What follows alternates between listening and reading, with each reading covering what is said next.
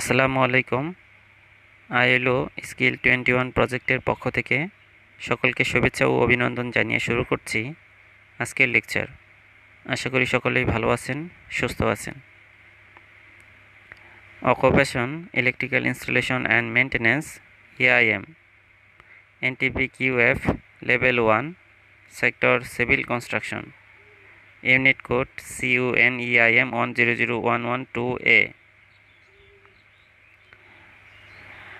আজকের আলোচনার বিষয় ইনস্টল চ্যানেল অ্যান্ড কেবলস, অর্থাৎ চ্যানেল এবং কেবলগুলো ইনস্টল করুন। আমরা জানি ইলেকট্রিক্যাল ইনস্টলেশন অ্যান্ড মেইনটেন্যান্স অকুপেশনে মোট 12টি ইউনিট অফ কম্পিটেন্সি আছে। তার মধ্যে ইনস্টল চ্যানেল অ্যান্ড কেবলস একটি অন্যতম গুরুত্বপূর্ণ ইউনিট অফ কম্পিটেন্সি। তো চলুন শুরু করি। Install channel and cables unit of কম্পিটেন্সিতে মোট 6টি অ্যাক্টিভিটি বা এলিমেন্টস অফ কম্পিটেন্সি আছে। প্রথমটি হচ্ছে ইন্টারাপ্ট ড্রয়িং অ্যান্ড স্পেসিফিকেশনস। দ্বিতীয়টি collect tools, equipment and materials. তৃতীয়টি draw the layout on the wall. চতুর্থটি ফিক্স রয়েল প্লাগ। পঞ্চমটি সেট চ্যানেল অ্যান্ড কেবলস এবং সর্বশেষ ষষ্ঠটি ক্লিন দ্য ওয়ার্ক প্লেস। অর্থাৎ 6টা অ্যাক্টিভিটি আছে। আমি চেষ্টা করব প্রথম থেকে শুরু করে শেষ পর্যন্ত 6টা অ্যাক্টিভিটিকে ধারাবাহিকভাবে আলোচনা করতে।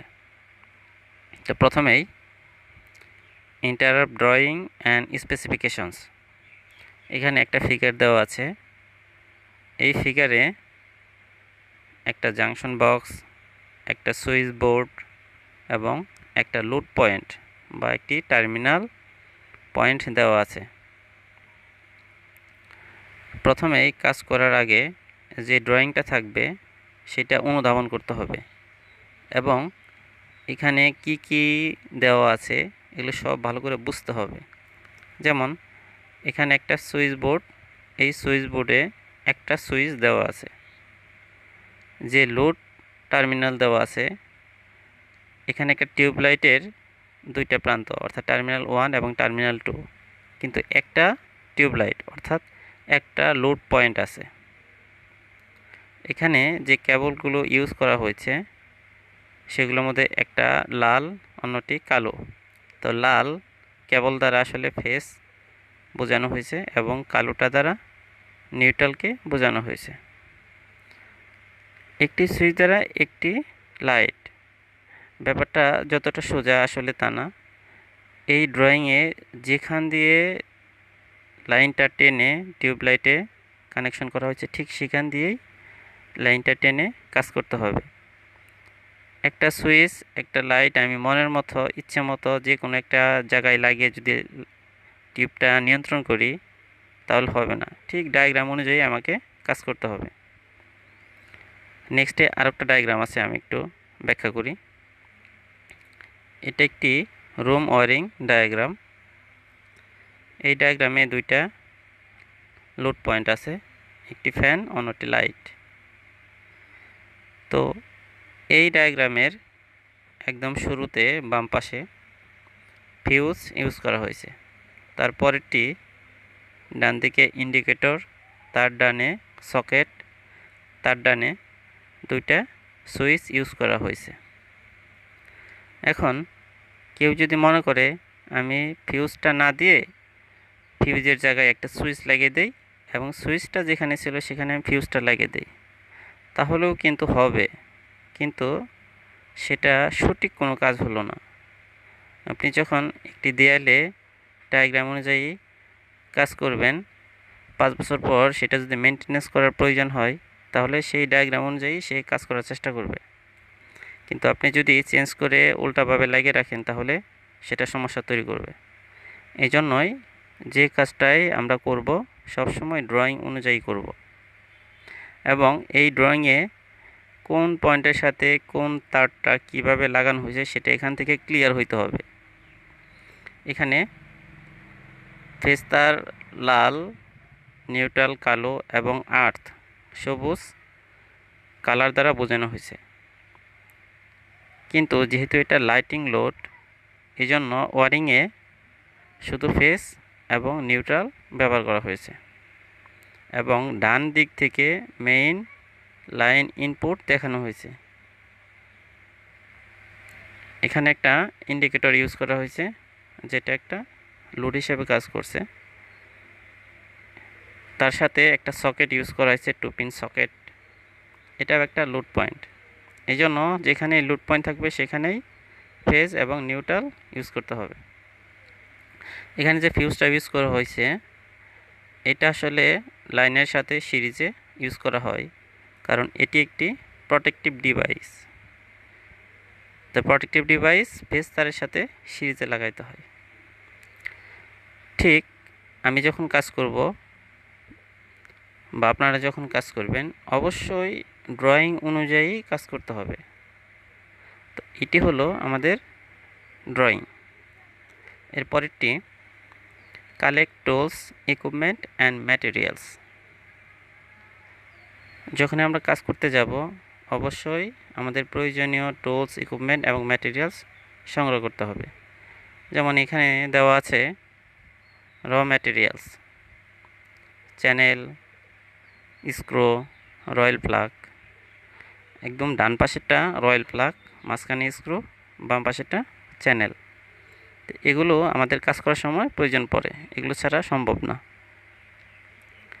তারপরটা দেওয়া আছে পাওয়ার টুলস। যখন আমরা ড্রিল করব, অবশ্যই একটা বিষয় মাথায় রাখতে হবে, ড্রিল মেশিন দ্বারা ড্রিল করার সময় ড্রিল বিট যেন রয়েল প্লাগের সাইজের অনুযায়ী হয়।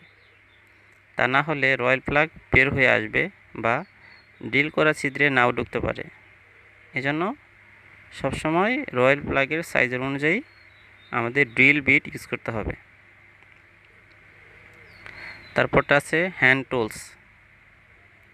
আমরা যখন চ্যানেল ইনস্টল করতে যাব, একটা হ্যান্ড টুলস অবশ্যই প্রয়োজন পড়বে, সেটা ছাড়া সম্ভব না। সেটি হচ্ছে আমাদের জুনিয়র হ্যাকসো।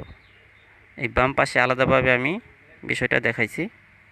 তাছাড়াও ডান দিকে অনেক হ্যান্ড টুলস আছে, যেমন hammer, wire stripper, connecting screwdriver, long nose pliers, diagonal cutting pliers আর অন্যান্য হ্যান্ড টুলস আছে। এগুলো অবশ্যই কাজ করার শুরুতে সংগ্রহ করতে হবে।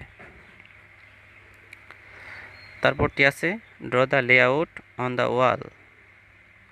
আমরা যখন কাজ করতে যাব, কাজ করার আগে আমাদের একটা লেআউট তৈরি করতে হবে। যেমন এটা যদি একটা ঘর হয়, তাহলে কোথা থেকে কোন পর্যন্ত আমাদের ডায়াগ্রামে দেওয়া আছে, সেই অনুযায়ী একটা লেআউট আঁকে নিতে হবে। আমি আরেকটু ক্লিয়ারের জন্য আরেকটা দেখাচ্ছি। এখানে একটি দেয়াল দেখানো হয়েছে। এটা হতে পারে একটি দেয়াল বা কোনো ঘর, যেখানে আমরা চ্যানেল বসাবো। যেখানে চ্যানেল বসাবো সেখানে অবশ্যই লেআউট আঁকাইতে হবে।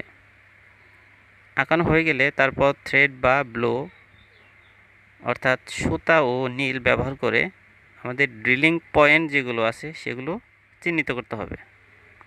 তাহলে এভাবে আমরা লেআউট তৈরি করে নেব। এখানে দেখা যাচ্ছে পিপিই পরিধান করে একটা ড্রিল মেশিন দ্বারা কীভাবে লোড পয়েন্ট বা সুইচ বোর্ড বা চ্যানেল বসানোর জায়গায় কীভাবে ড্রিল করতে হয় সেটা এখানে বোঝানো হয়েছে। এখানে অবশ্যই safety hand gloves, safety goggles, apron পরিধান করে অর্থাৎ পিপিই পরিধান করে অর্থাৎ ওস রুলস মেনে আসলে ড্রিল করা হইতেছে। এভাবে আমরা আসলে ড্রিল করে থাকি। ড্রিল করা হয়ে গেলে রয়েল প্লাগ বা রাওয়াল, আমরা দেয়ালে স্ক্রু লাগানোর সময় রয়েল প্লাগ ব্যবহার করি। দেয়ালের ছিদ্রে রয়েল প্লাগ ঢুকিয়ে এর মধ্যে স্ক্রু ঢুকানো হয়। দেয়ালে বিভিন্ন জিনিস আটকানোর জন্য স্ক্রুর সহযোগী হিসেবে রয়েল প্লাগ ব্যবহার করা হয়ে থাকে। তারপরটি হচ্ছে সেট চ্যানেল অ্যান্ড কেবল। আমরা যখন কোনো দেয়ালে বা কোনো ঘরের অংশ হোক বা যেখানেই হোক, আমরা যখন চ্যানেল ইনস্টল করব, যেখানে আমার কর্নার থাকবে সেখানে অবশ্যই 45 ডিগ্রি কোণে কেটে তারপরে আমার চ্যানেল বসাইতে হবে। এখানে একটা বিষয় ক্লিয়ার করে রাখি, আমরা যখন চ্যানেল কর্নারে বসাবো, চ্যানেলকে এমনভাবে কাটবো যেন কোনো ধরনের ফাঁকা বা ছিদ্র না থাকে। যদি সেখানে কোনো ছিদ্র থাকে তাহলে ওই ছিদ্রপথে পোকামাকড় ঢুকে আমাদের লোড পয়েন্টে বাসা বানিয়ে সেখানে শর্ট সার্কিট তৈরি করতে পারে। সেজন্যই চ্যানেলগুলো অনেক সুন্দর করে কাটতে হবে যেন কোনো ফাঁকা না থাকে। এখানে দেখানো হয়েছে চ্যানেল কিভাবে বসবে, তাছাড়া বিভিন্ন দৈর্ঘ্য আমি একটু দেখাচ্ছি।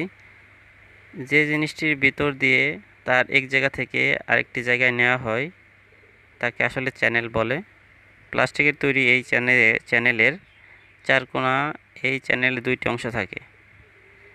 এর মধ্যে একটি অংশ দেয়ালে লাগানো থাকে, দেয়ালে লাগানো অংশটির উপর দিয়ে তার টানা হয়।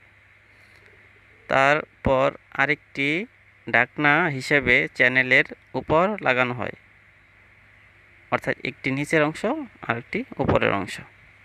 বাজারে 1/2 ইঞ্চি, 1.5 ইঞ্চি, 1 ইঞ্চি এবং 1.5 ইঞ্চি চওড়া চ্যানেল পাওয়া যায়।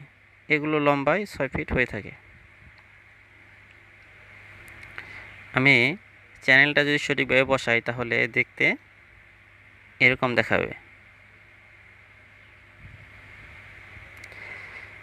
যখন আমার চ্যানেলের কাজ হয়ে যাবে, যখন আমি কেবল এই চ্যানেলের ভিতর দিয়ে টানবো, তখন উপরের ঢাকনাটা এভাবে খুলিয়ে চ্যানেল বসিয়ে আমি ঢাকনাটা লাগিয়ে দেব। এভাবে করে আমরা চ্যানেল ইনস্টল করতে পারি। অবশ্যই আমরা জানি কাজ শেষ হয়ে গেলে অবশ্যই জায়গাটাকে ক্লিন করতে হয়, অর্থাৎ কাজের সময়, কাজের শেষে আমরা সবসময় আমাদের ওয়ার্ক প্লেসকে ক্লিন করব। এত সময় আপনাদের যে বিষয়টা বোঝানোর চেষ্টা করা হলো সেগুলো আমি কয়েকটা পয়েন্ট আকারে আপনাদের আমি বলতেছি।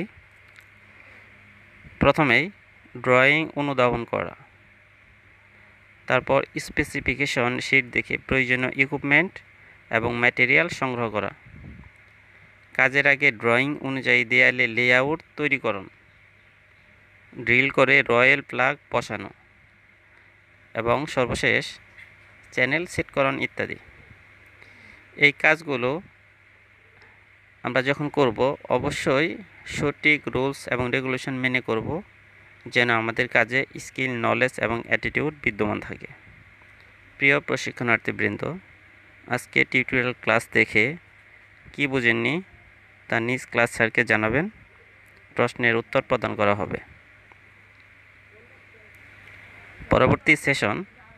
পরবর্তী ক্লাসে কেবল সাইজ অ্যান্ড ইনস্টল বিষয়ের উপর আলোচনা প্রদান করা হবে।